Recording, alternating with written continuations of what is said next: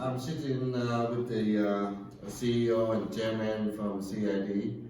So let's talk about the device. Very promising that we can send Vietnam international a lot of quantity, a lot of units. Bruce, go ahead. Thank you, Peter. So this is an example of some of the units that we make for digital ID reading. This is a laptop form factor.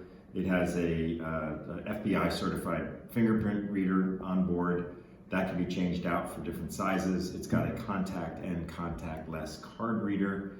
It's got a laser QR code or barcode and QR code reader.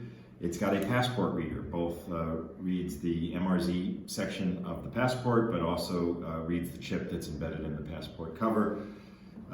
It's even got a iris camera on this device so that you can capture iris, finger, face, the big three biometrics on one handheld. All in a sort of easy to hold form factor and a 7-8-inch display. So that's one kind of device. And then here's a more handheld type card, again, contact and contactless card reader, a face camera, a QR camera, and a smaller 5.5-inch display. You can put this in your pocket, but the point is that someone comes, you can read the ID card, and then you can confirm their identity using the fingerprint or the face. And then this device is used in more digital applications where your ID is embedded in the wallet of your smart device, and you can tap to ID, much like you tap to pay in the Apple Wallet world.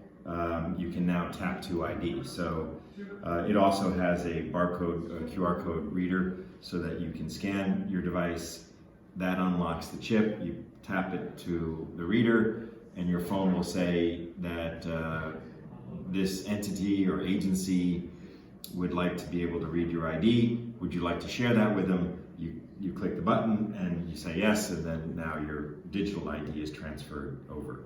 This is hooked up via USB to a computing device. So lots of different form factors.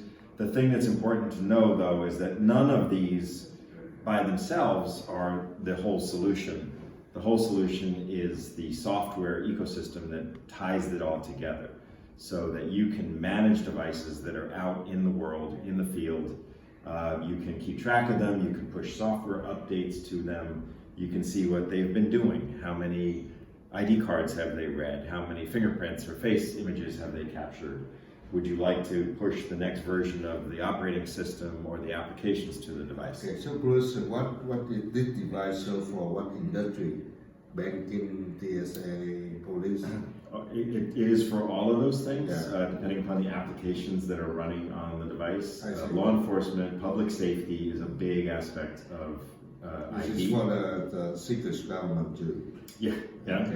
it can be that, but it's also for banking, like you Commercial, said. yeah, commercial. A lot of SIM card Yeah. registration activities. So in much of the world, you have to register your SIM card to your national ID. I see. And to be able to prove that you are who you say you are when you register your SIM card. Education, in many countries, when you take a test or when you receive like a laptop or a tablet, you prove who you are in order to get that asset for educational purposes. So this is one of the devices in Vietnam really needed badly for the police, for hospital, for banking, and for the government and for the airport especially. So, but the most important thing is the software that CID can create, can get the software really, security is the best.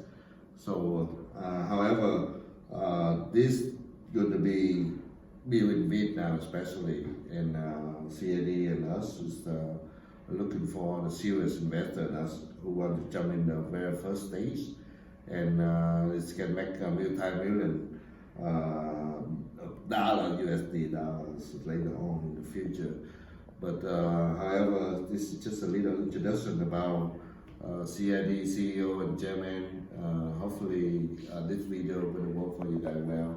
And if needed, Bruce, you want to invite whoever interested in our product to come to US and to have meeting with us? I think you